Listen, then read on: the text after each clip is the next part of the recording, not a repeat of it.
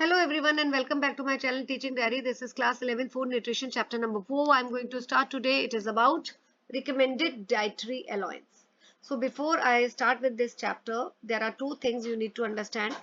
Individual nutrient requirement. Individual nutrient requirement का मतलब है कि what one person actually needs. Her person की रिक्वायरमेंट अलग होती है. जैसे दो पर्सन है, person A may need 2 liters of water, person B may need 2.5 liters of water. That is their individual requirement. Then what is recommended dietary allowance? This is the nutrient requirement safe estimate which is recommended for everyone in the population. जितने भी लोग हैं उनके लिए. जैसे doctor बोलता है कि everyone should drink 2.5 liters daily. So it is for everyone in the population, right? It is not prescribed for one person, it is prescribed for everyone. Recommended diet है ये सबके लिए. सो सेफ एस्टिमेट है और ये क्यों रिकमेंड किया जाता है? ताकि everyone in the population get enough of that nutrient. सबको उतना न्यूट्रिएंट तो मिले ही मिले. That is called as recommended dietary allowance. So now the requirement of a particular nutrient. What is nutrient requirement? इसकी डेफिनेशन आती है, it is the minimum amount that is needed. और क्यों हमें चाहिए? ताकि जो डेफिशिएंसी होती है वो प्रिवेंट हो एंड हमारी बॉडी में सफिशिएंट लेवल ऑफ न्यूट्रिएंट हो. जैसे इन्फेंट्स और चिल्ड्रन के केस में, ठीक है, रिक्वायरमेंट क्या हो सकती है? उतनी न्यूट्रिएंट्स होने चाहिए उनकी बॉडी में जिससे उनकी ग्रोथ अच्छी हो, डेवलपमेंट अच्छी हो. सिमिलरली एडल्ट के केस में न्यूट्रिएंट रिक्वायरमेंट का क्या मतलब है? ये उतना अमाउंट हो कि that will help in maintaining the body weight और उनकी बॉडी में जो न्यूट्रिएंट्स है वो डिप्लीट ना हो पाए. इसी तरह फिजियोलॉजिकल कंडीशन जैसे प्रेगनेंसी और लैक्टेशन में वुमेन को ज्यादा न्यूट्रिएंट रिक्वायरमेंट्स की जरूरत होती है. उनकी बॉडी ज्यादा न्यूट्रिएंट्स डिमांड करती है. सो अभी आपने देखा है कि जैसे हर ग्रुप में विद इन ईच ग्रुप, जैसे आप एडल्ट का ले लीजिए, मैंने अभी आपको बताया कि एडल्ट्स में न्यूट्रिएंट्स होने चाहिए, लेकिन with in adults also everybody has different nutrition requirement. Her person की न्यूट्रिशन रिक्वायरमेंट अलग होती है. बहुत सारे रीजन हो सकते हैं. हो सकता है जैसे there may be a period of,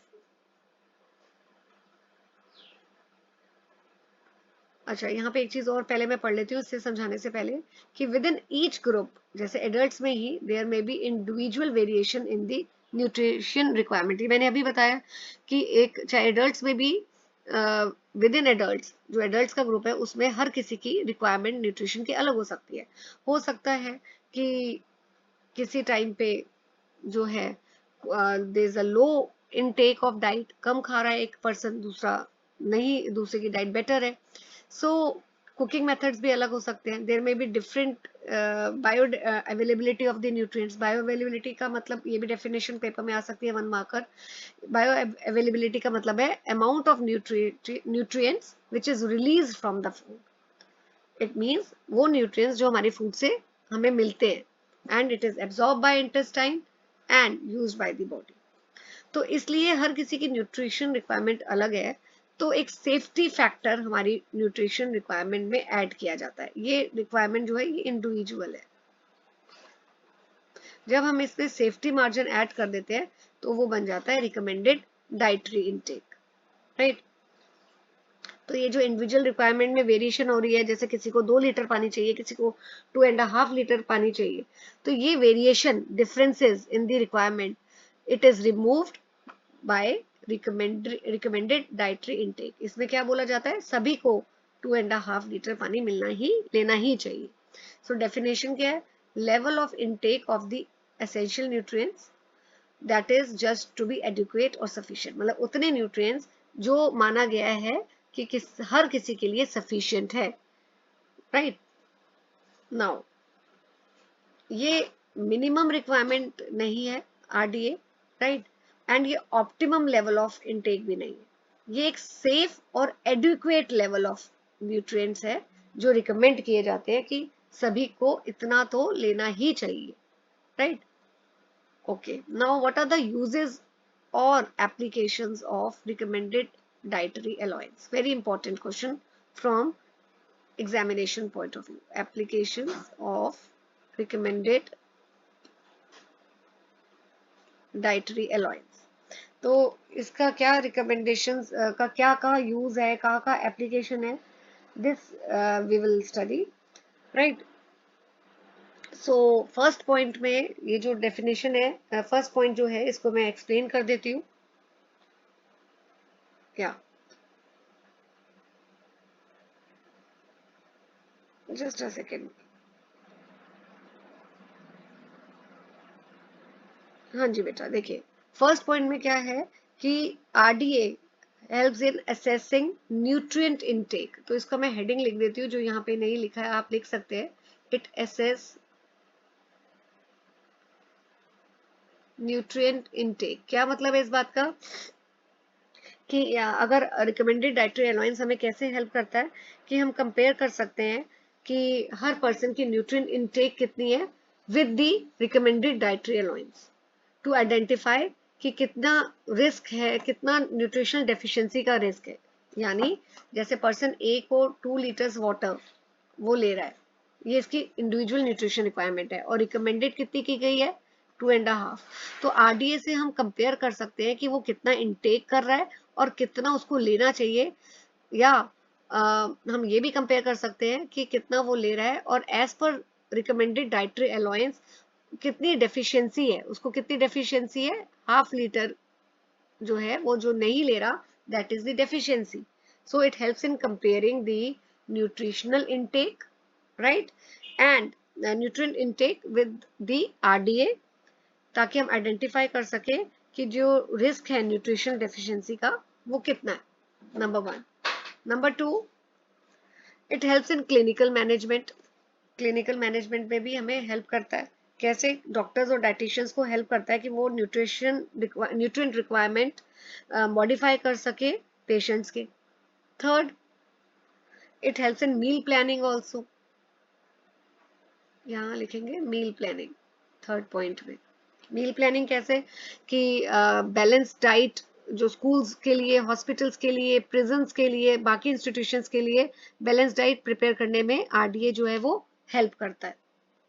fourth, it also helps in framing the nutrition policies या हेल्थ केयर पॉलिसीज, कुछ भी आप लिख सकते हैं,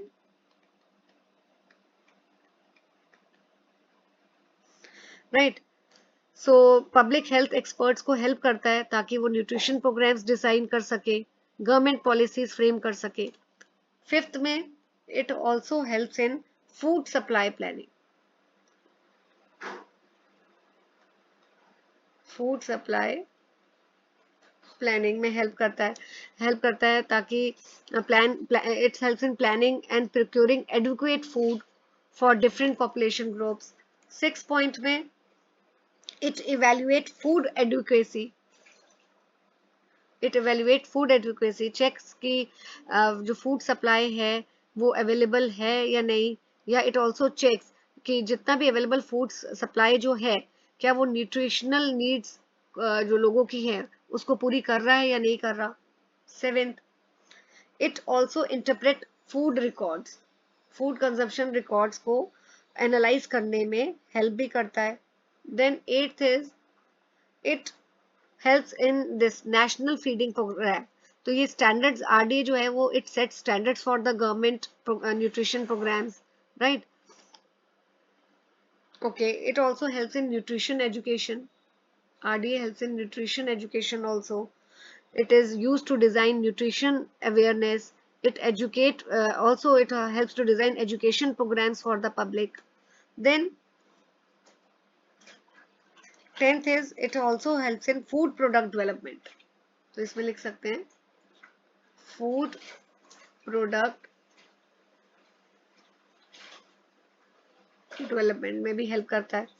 फूड इंडस्ट्री को हेल्प करता है ताकि वो न्यूट्रिशियस फूड प्रोडक्ट्स बना पाए, डाइटरी सप्लीमेंट्स बना पाए, and it also helps in vitamin A. It also established guidelines for national labeling of packaged foods. So these are the basic functions, which are functions or applications or uses of the RDA, right? Food labelling में last वाले point में आप लिख सकते हो food labelling में help करता है। So it provides guidelines for nutrition labeling on packaged foods by the Food Safety and Standard Authority of India. Now, recommended dietary allowance for Indian population. So Indian population के लिए dietary standards जो हैं वो compute किए हैं Indian Council of Medical Research ने, right. So ये recommendations publish हुई हैं as nutrient requirements and recommended dietary allowance for Indians. तो ये रिकमेंडेशंस क्या है, इसको हम पढ़ लेते हैं, राइट। तो पहला जो है डिफरेंट एज ग्रुप्स के लिए आरडीए बताया गया है। So RDA is given separately for different age groups, अलग अलग एज ग्रुप्स के लिए अलग अलग बताया हुआ है। 0 to 6 मंथ्स के लिए कितना डाइट न्यूट्रिएंट्स रिक्वायरमेंट होने चाहिए वो अलग है, 7 to 12 का अलग है, 1 to 13 का अलग है, 4 to 6 का, ऐसे हर एज ग्रुप के लिए अलग अलग रिकमेंडेड डाइटरी अलाउंस जो है वो दिए हुए हैं। Next is recommendation for all nutrients. तो ये जो सेकेंड पॉइंट है, इट इज रिकमेंडेशंस जो दिए फॉर ऑल nutrients है। So RDA is provided for energy, for proteins, for visible fat, calcium, सबके लिए अलग अलग nutrients के लिए जो है, सभी nutrients के लिए RDA is provided. Now it is RDA is also provided based on this sex, based on body weight, based on physical activity, right? तो ये कुछ जनरल जो है आपको पता होना चाहिए।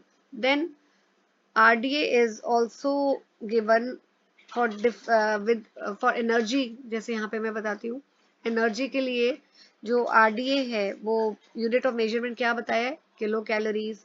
प्रोटीन्स और फैट्स के लिए बोला हुआ है ग्राम्स में यूनिट ऑफ मेजरमेंट, और विटामिन मिनरल्स के लिए it is in milligrams, right, और माइक्रोग्राम्स। तो यूनिट ऑफ मेजर भी अलग से बताए गए हैं for energy, for different types of nutrients कि यूनिट्स क्या होने चाहिए कि एनर्जी जो है उसको हम एक्सप्रेस करेंगे किलो कैलोरीज में। देन प्रोटीन रिक्वायरमेंट के लिए तो यहाँ पे क्लियरली बताया हुआ है कि एडल्ट्स के लिए आरडीए जो रिकमेंड किया गया है, it is about 1 gram protein per kilo body weight, right. और ये डिफरेंट होता है for infants, children and adolescents के लिए अलग है। Now for pregnancy and lactation तो एक्स्ट्रा एनर्जी और प्रोटीन की रिक्वायरमेंट होती है and it is shown with a plus sign. So इसका मतलब है कि एडिशनल न्यूट्रिएंट रिक्वायरमेंट है for pregnancy and lactation cases, right? So these are additional to the normal RDA for adult women. And then RDA for infants ये भी prescribe किया गया है। RDA for infants, so in infancy RDA जो है for energy, protein, iron is expressed per kg body weight. It is expressed as per kg body weight. तो infancy के case में for energy, protein, iron, thiamine, riboflavin, ये सब, niacin, ये जो है बोला है कि it has to be expressed in per KG body weight, right. Then vitamin A recommendation RDA is given in terms of retinol, यहाँ पे देखिए it is given in terms of retinol और alternatively in terms of beta carotene. Okay, now after this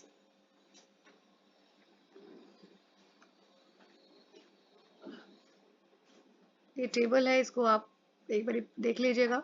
अब हमारी जो different foods हम consume कर रहे हैं, it depend upon the RDA.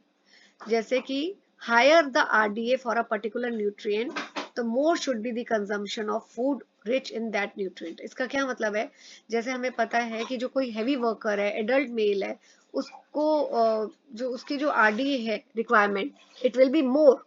जितना भी जो लेबर है वो ज्यादा काम कर रही है, फिजिकल वर्क ज्यादा है, उनकी आरडीए मतलब कि रिकमेंडेड डाइटरी अलाउंस जो है वो ज्यादा होगी एनर्जी के लिए as compare to male adult who is having a sedentary lifestyle. So in order to give him high energy, तो उसकी डाइट क्या रिकमेंड किया जाता है कि he should take more of carbohydrates, fat rich food, right. So इसी तरह infants के केस में क्या बोला हुआ है कि proteins needs are high as compare to the adults. So उनको मिल्क प्रोडक्ट ज्यादा रिकमेंड किए जाते हैं, pulses etcetera. So this is all about in this chapter. Again, in the next video, I will be starting with chapter number 5. Till then, stay tuned to my channel. Please hit the like button, share and subscribe to my channel. Thank you for for watching the video.